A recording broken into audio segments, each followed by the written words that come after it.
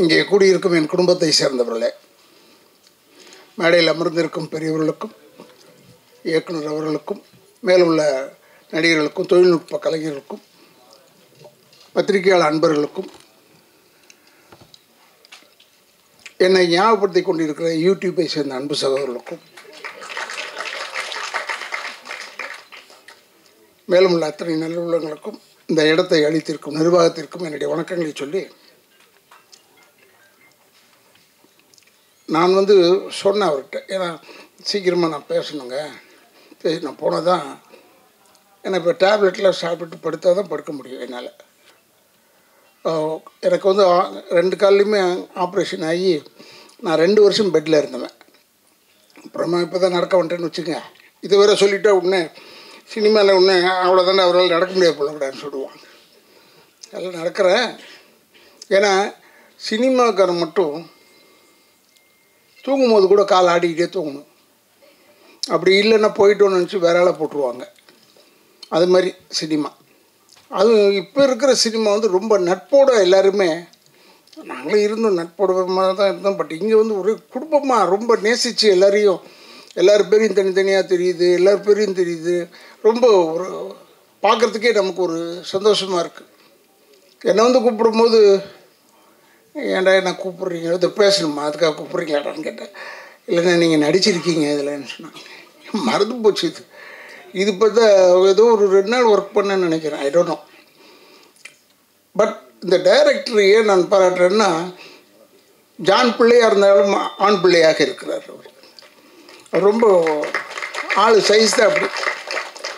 அதே மாதிரி தம்பிதுரை எப்பவுமே நான் பேசுவேன், இந்த படத்தில் ஏதோ அவர் தானே ப்ரொடியூசர், அவர் பேர் ஏன் வரல, ஏதோ ஒரு ஒய்ஃப் பேர் போட்டிருக்காங்க போலன்னு நினச்சிக்கிட்டே இருந்தேன். பார்த்தா படத்தில் கேரக்டருக்கு பேரே தம்பிதுரை.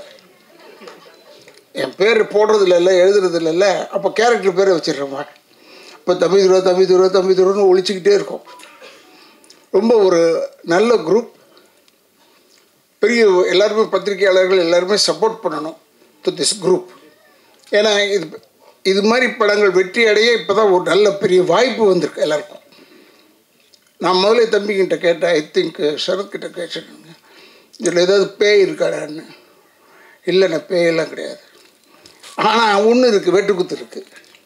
ஏதோ ஒன்று இருக்கணும்ல, ஏதோ ஒன்று இருக்கணும். வெட்டுக்குத்தாவது இருக்கணும், ரத்தம் இருக்கணும். ஆனானப்பட்டு எங்கள் ரஜினி சாருக்கு வெறும் ரத்தமாக இருக்குது படத்தில், இல்லை அவரே ரத்தத்தை நம்பி எடுக்கும்போது நம்மெல்லாம் என்ன சாதாரணமான இன்னும் ஸ்டார்டிங்லேருந்தே ரத்தத்தை காமிக்கலாம், தப்பே கிடையாது. ரொம்ப நல்ல இந்த படம் வந்திருக்கும்னு ஒரு எதிர்பார்ப்பு இருக்குது. டெஃபினட்டாக தேட்டரில் பார்க்குறதுக்கு இன்னும் பிரமாதமாக இருக்கும். இங்கே இருக்கிற பத்திரிகையாளர் நண்பர்களுக்கு சொல்கிறேன், தயவுசெய்து இதை தேட்டரில் பார்க்க சொல்லுங்கள் ஜனங்களை. ஏன்னா இந்த இப்போ ஓடிடி பிளாட்ஃபார்ம் அது என்னென்னமோ சொல்கிறாங்க, இங்கிலீஷில் சொல்கிறாங்க. இதில் ஆனால் ஒரு பாட்டு அப்படி தான் பார்த்தேன், ஒரு பாட்டு ஆங்கிலத்திலே பாடியிருக்காங்க. எனக்கு புரியல யார் பாடியிருக்காங்க. அதுவும் நீங்கள் தான் பண்ணீங்களா? அது ஆங்கிலத்திலே பாடுறாங்க, அந்தளவுக்கு வந்துருச்சு இப்போ.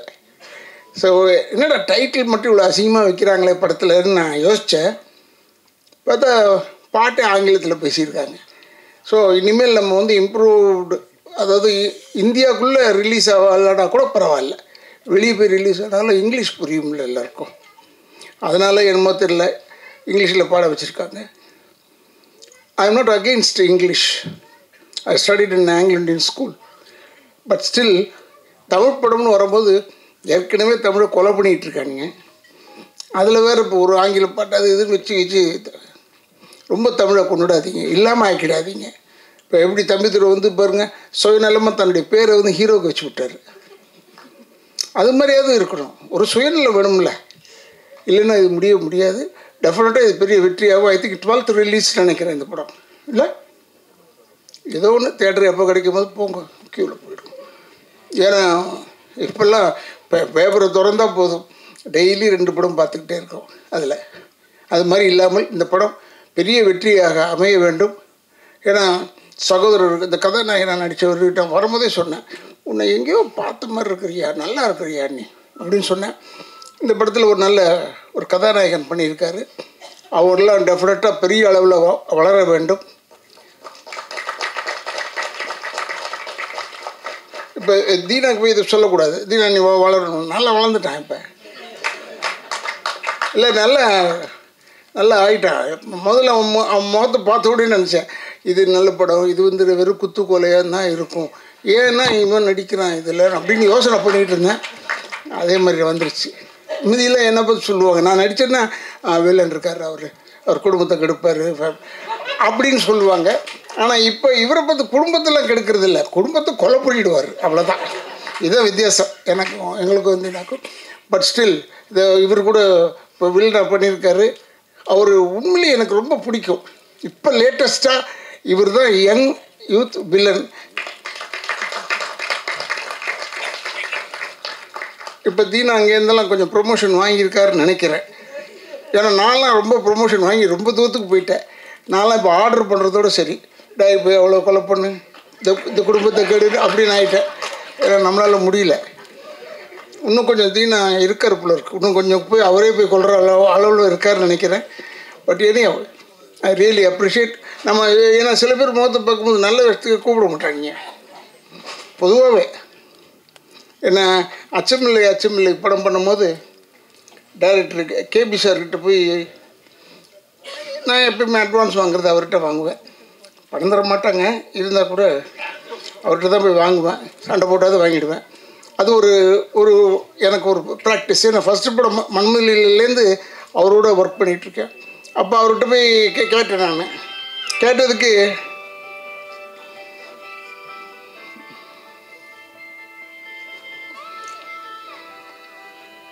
இதப்பா யோசிச்சுக்கப்பா, இப்போ இதெல்லாம் தொல்லைங்க,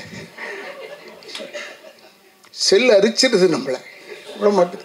அப்போ பாலச்சந்திர சார்கிட்ட போய் தான் எப்போயும் ஃபஸ்ட்டு படம் வாங்கிறது எனக்கு. அது ஒரு பழக்கம், அவர் இருக்கிற வரைக்கும் அப்படி தான் இருந்தேன்.